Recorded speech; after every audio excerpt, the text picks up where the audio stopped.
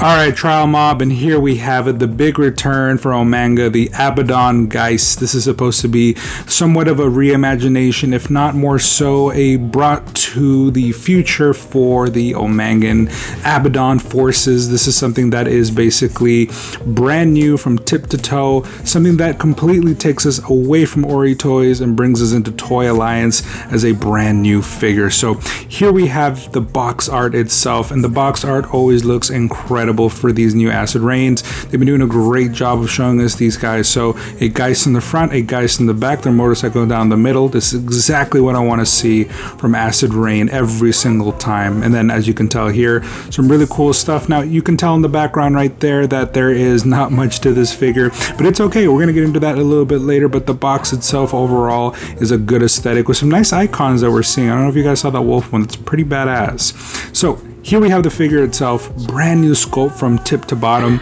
So this is something that is really cool to see overall. New colors, more of a biker look, a very streamlined armored approach that we're used to seeing, obviously from a lot of Omangan stuff, but a few differences here. So of course we're going to see the blue lines coming down. I really like that aesthetic. I like the fact that the helmet piece itself on the front is a slightly different color. But again, I do like these more neutered colors and tones, these gray colors. We also get that Acid Rain wash throughout. I appreciate those colors as well. Very, very skinny looking, which is what we've gotten before, so that's not necessarily something that's new for Omangan military forces. And as you guys know, some more news has come out, and obviously this is the base body, that other figures from Omanga are going to have basically other armor put on top of this. So that's part of the reason why this looks skinny and streamlined the way that it does. So don't take any offense to that.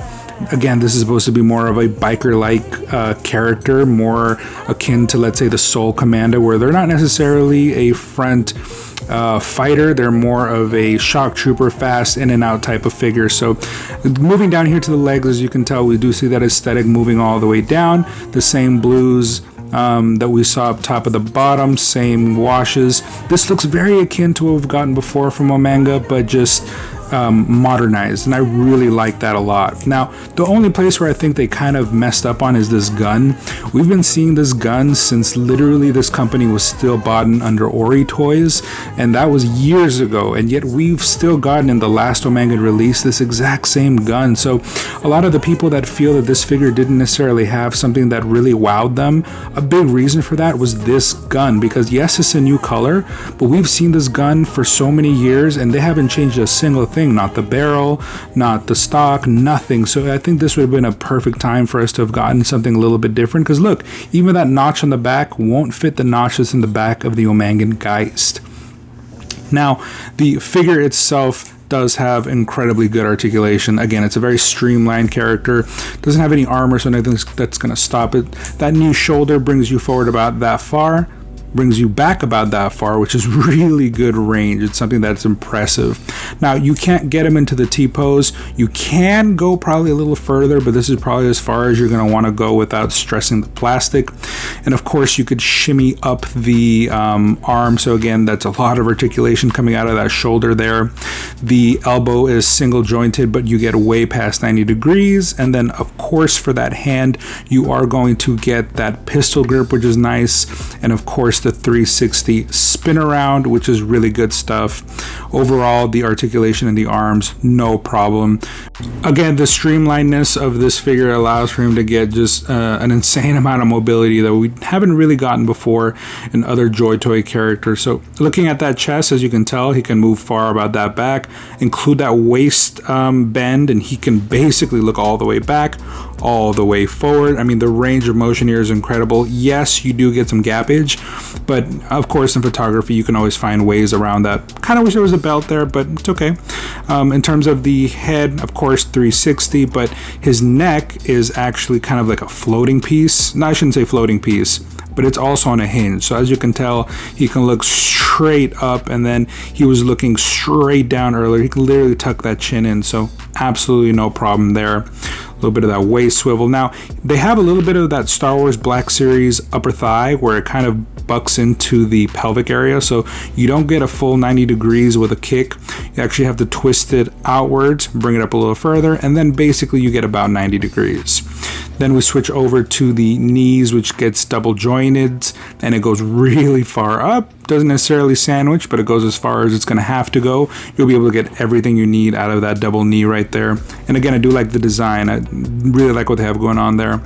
The ankles, as you can tell, right above, I feel like that's new. I don't think anything has had an ankle pivot like that, or I shouldn't say ankle pivot, but the ankle cut right there. And then of course the ankle does go down, and then as you can tell here, it goes all the way to the side if you can just kind of shimmy it out. So definitely not a problem in the ankles. I think overall the articulation of this guy is bar none one of the best we've gotten from Acid Rain. Alright, now this part is very important as I wanted to basically show you guys playability, and I want to show you guys with all figures moving forward how good is the playability of this figure in hand. So let's go ahead and put him into a quick pose, kneeling pose, aiming down sight. Let's see how good it is. Will he stand fast, or am I gonna have to play with him a little bit? And as you can tell, no problem. Aiming down sight, not an issue. You can even bring, thanks to that shoulder articulation, really easy to bring it up forward, make it look like he's really popping a shot forward. And that's something that, again, is really nice with this new articulation. There's really nothing stopping him. Now, let's go ahead and try a prone position. Easy. Make it flush. Turn him around, no problem. Again, a figure that's very easily playable with. You can articulate him, you can put him into different styles, different positions, and he's really not going to give you the same resistance that other armored figures would. There's a few that I've recently bought, and that, again, is one of the reasons why I wanted to show you guys this. But here I'm trying to put him in a single foot pose. Let's see if I can get him up there. 3, 2, 1. I'm pretty sure I can get him. There it is. So not too shabby, the fact that he can do something like this. And again, playability is, I don't know, I want to say a 10 out of 10.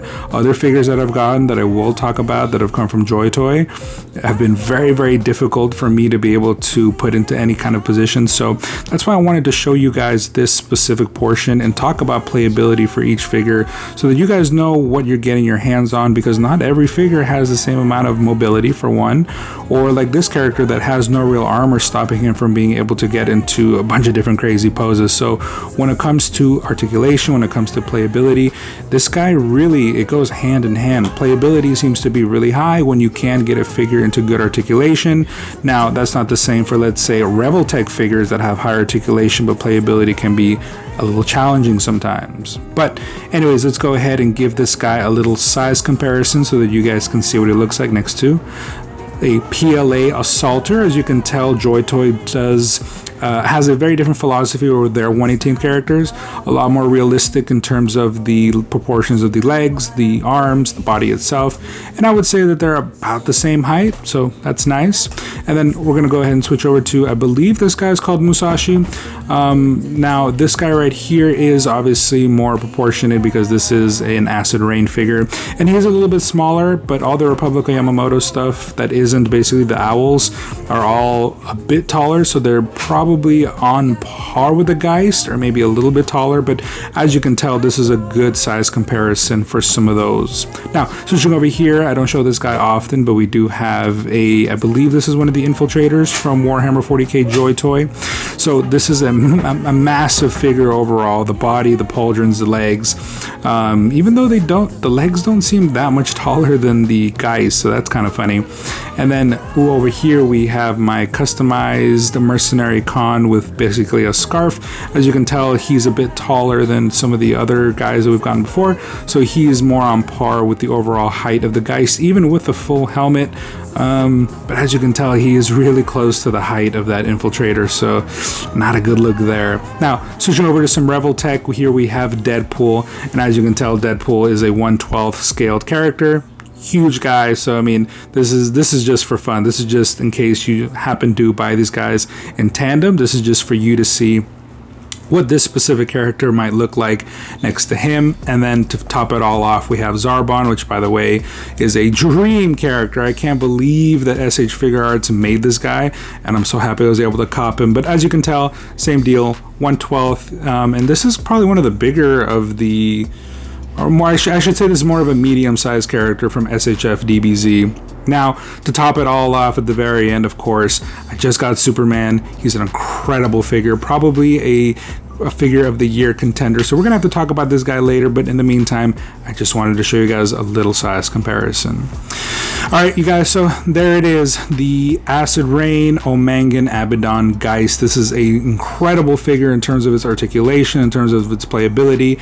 The color scheme looks really nice. I love the fact that you can get him a motorcycle that he will ride specifically, and of course it color matches, as does everything. The only thing that they could have done differently for this guy is honestly have given him a new gun. Yes, it's the first time we're getting it in this color, but I think a new gun overall really would have allowed this guy to look more fresh rather than making him look like a brand new figure that's picking up an old gun. But other than that, it's a great figure. I would definitely suggest at least try one. There's a really good chance that if you don't like him, that's it. And if you do like him, you know what you're getting into. But anyways, guys, if you like this, go ahead and please give me a like, a comment, subscribe. Please help me make this channel grow bigger so that I can bring you guys content like this more often. And let me know what you guys are looking forward to and whether or not you're going to buy a Geist. But until then, on the next one.